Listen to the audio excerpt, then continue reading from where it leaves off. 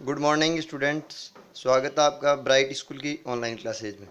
Students, पिछले video में हम भक्ति आंदोलन के बारे में पढ़ रहे थे कि किस प्रकार से भारत में भक्ति आंदोलन की शुरुआत हुई, किन किन संतों ने भक्ति आंदोलन को आगे बढ़ाया, किस तरह से समाज में व्याप्त जो बुराइयां थी, भेदभाव, छुआछूत, बाह्य आडंबर, इनको मिटाने का प्रयास किया। तो उत्तरी भारत, पूर्वी भारत, दक्षिणी भारत, महाराष्ट्र, बंगाल, इनमें जितने भी संत हुए उनके बारे में हमने पढ़ लिया है। पिछले वीडियोज में हमने रैदास, चैतन्य महाप्रभु, समर्थ गुरु रामदास, चोखा मिला, इनके बारे में पढ़ा था। आज हम राजस्थान में भक्ति धारा के बारे में पढ़ेंगे कि राजस्थान में किन किन संतों ने इस भक्ति आंदोलन में शुरुआत की, अपना योगदान दिया। तो राजस्थान में प्रारंभिक काल में ब्रह्मा और सूर्य की पूजा लोकप्रिय रही कि प्रारंभिक काल में शुरुआत में ही ब्रह्मा जी और सूर्य भगवान की पूजा की लोकप्रियता रही है। विष्णु के अवतार के रूप में राम और कृष्ण की पूजा का भी काफ़ी प्रचलन है। साथ ही शिव शक्ति व विष्णु तथा गणेश, भैरव, कुबेर, हनुमान, कार्तिकेय, सरस्वती आदि की भी पूजा होती है। राजस्थान में जैन धर्म का काफ़ी प्रचलन है, यानी हिंदू धर्म के साथ में जैन धर्म का भी काफ़ी प्रचलन है। राजस्थान के राजपूत शासक हिंदू धर्म के अनुयायी थे। जो राजपूत थे वो हिंदू धर्म के अनुयायी थे, वह शक्ति की उपासना करते थे, यानी देवी की उपासना करते थे, दुर्गा की। शेष हिंदुस्तान के समान ही यहाँ भी धार्मिक सहिष्णुता रही है, यानी बाकी जैसे पूरे भारत में है कि धर्म धार्मिक जो सहिष्णुता है, हिंदू, मुस्लिम, सिख, जैन, बौद्ध आदि सभी धर्मों के अनुयायी निवास करते हैं, उसी प्रकार राजस्थान में भी धार्मिक सहिष्णुता पाई जाती है। सभी धर्म बराबरी से शांति के साथ रहते आए हैं कि सारे धर्म है वो एक साथ मिलजुल कर धार्मिक एकता बनाए हुए, सहिष्णुता बनाए हुए आपस में मिलजुल कर रहते हैं। अब प्रमुख संत राजस्थान में कौन कौन है? तो पहले हैं दादू दयाल। दादू दयाल निर्गुण उपासना के समर्थक संत दादू बाहरी साधना से ध्यान हटाकर व्यक्तिगत साधना पर जोर देते थे, यानी निर्गुण किसी साकार रूप की पूजा न करके निराकार रूप की पूजा करने वाले जो ये उपासक थे, ये भगवान के निराकार रूप की करते थे, आराधना करते थे।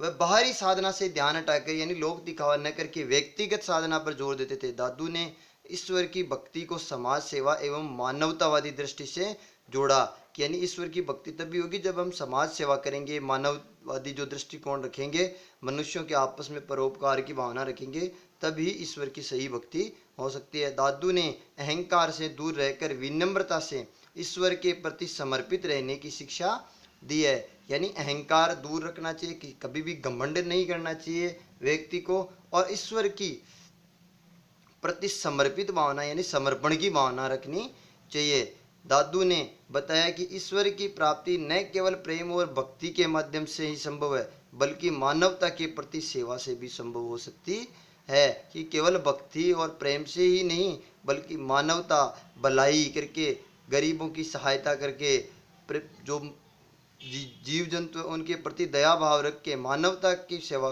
करना भी क्या है, भगवान की भक्ति संभव हो सकती है। दादू पहले सांबर व फिर आमेर आकर रहने लगे। पहले तो सांबर रहते थे, लेकिन बाद में जयपुर आमेर में आकर रहने लगे। आमेर के पास नारायणा गांव में इनकी मृत्यु हो गई। दादूपंथी गुरु को अधिक महत्व देते हैं। जिस प्रकार से कबीर ने गुरु को महत्व दिया है, उसी प्रकार दादूपंथी भी गुरु को अधिक महत्व देते हैं। इनके शिष्य विभिन्न धर्मों, वर्गों एवं जातियों के संबंध में थे।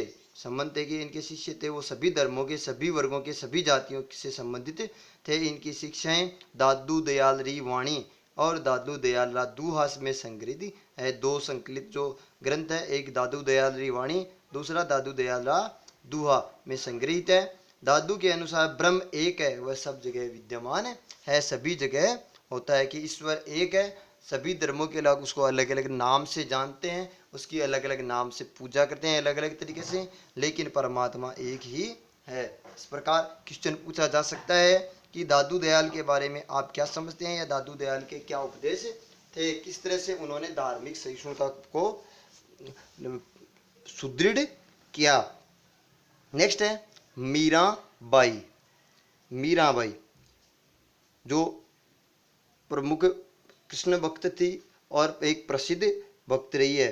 राजस्थान और भक्ति और शक्ति का प्रदेश रहा है। यहाँ के भक्त संतों में मीराबाई का नाम सर्वप्रथम है। सबसे पहले आता है मीराबाई ने अपना जीवन कृष्ण की भक्ति में समर्पित कर दिया था। किसकी उपासक थी? भगवान श्री कृष्ण की उपासक थी। उनके द्वारा रचे काव्य भाव प्रेम भाव से परिपूर्ण थे, यानी उन्होंने जो काव्य लिखी, रचनाएं लिखी विभिन्न, वो प्रेम भाव से परिपूर्ण थे। कृष्ण के प्रति प्रेम की भावना प्रत्येक काव्य के प्रत्येक दोहे में उन्होंने रची है। अपने काव्य में उन्होंने महिला जागृति की बातें भी कही है। भक्त शिरोमणि मीराबाई का जन्म 16वीं सदी में मेड़ता में हुआ था।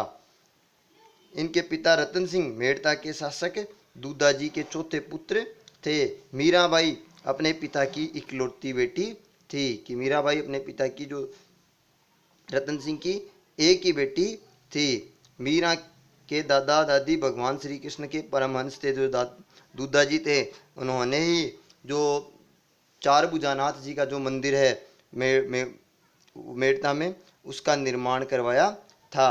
तो ये कृष्ण के परम भक्त थे और मीरा बचपन से ही कृष्ण भक्ति के गीत गाया करती थी। इनका विवाह मेवाड़ के महाराणा सांगा के बड़े बेटे भोजराज से हुआ था। विवाह के 7 साल बाद ही इनके पति का देहांत हो गया और शीघ्र ही वह इनके ससुर राणा सांगा और पिता रतन सिंह का भी देहांत हो गया।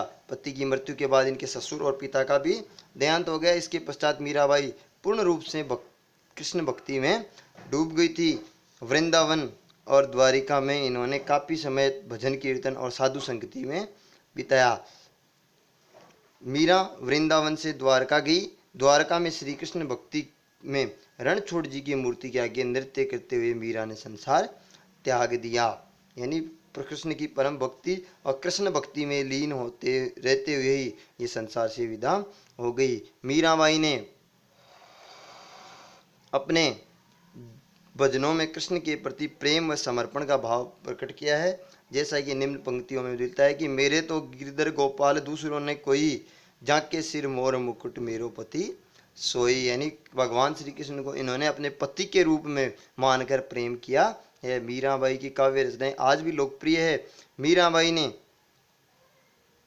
महिला वर्ग के सुधार और जागृति की बात कही। मीराबाई के लगभग 250 पद हैं जो उन्हें अमर भक्त कवियत्री बना देते हैं। यानी विस्तृत जो काव्य है जिसमें 250 पद हैं जो इसको एक अमर भक्ति कवियत्री के रूप में बना देते हैं। इस प्रकार से दादू दयाल मीराबाई के बारे में हमने पढ़ा। क्वेश्चन आ सकता है कि दादू के बारे में आप क्या समझते हैं, मीराबाई ने किस प्रकार से भक्ति का प्रसार किया, किसकी भक्त थी। इन सभी क्वेश्चनों का उत्तर है हम आसानी से दे सकते हैं। ठीक है स्टूडेंट्स।